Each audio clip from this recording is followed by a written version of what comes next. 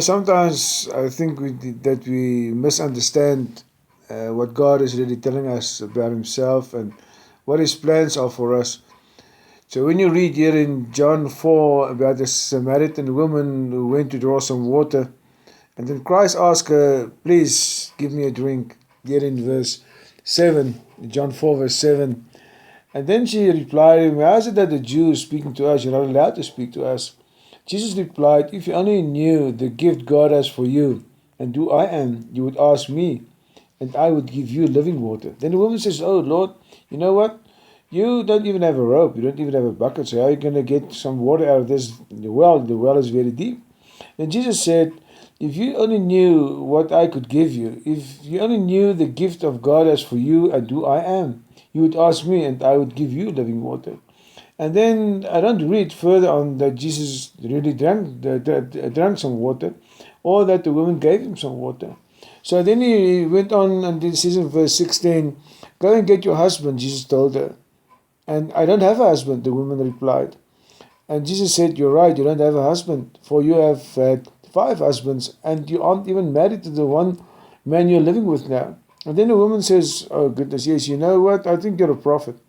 So many of times we misunderstand what God's message for us really is.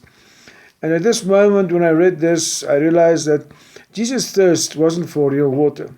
His thirst was for an outcome for this woman. He wanted to give her an answer for her problems, for her situations. The same as when he died on the cross. He said, I'm thirsty. So they gave him something, and when he tasted it, he didn't want it. Because his thirst wasn't for real water. His thirst wasn't for what they could offer him. His thirst is for what he can offer them. His forgiveness, his answer, his comfort. He wants us to come to him so that he can take us. His thirst is what we have and what we cannot handle. And that is what he's asking for us, is they come to me, you are heavily burdened, and I will give you rest. I will give you comfort. I will give you an outcome. And just give me what is your situation.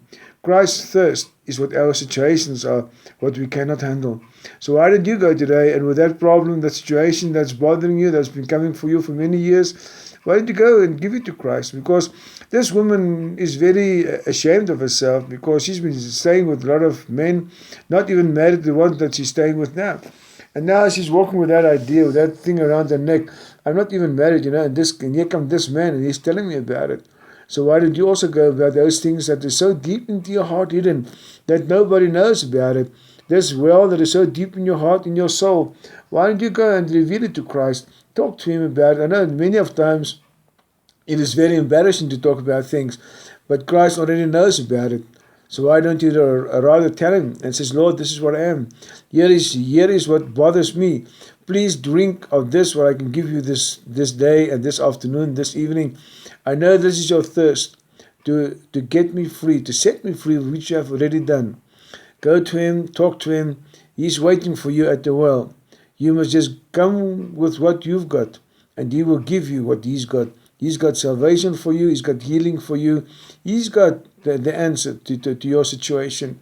So give it to him. Doesn't matter what it is. Long time ago things that's bothering you now. Just go to Christ, and he will give you the outcome. And I can bless you with this answer also today. He's not scared of what you can offer him. He's got so much better things to give you as an outcome. Be blessed. Ask him, talk to him, and be assured that you're going to have a blessing of a time in his presence. Amen.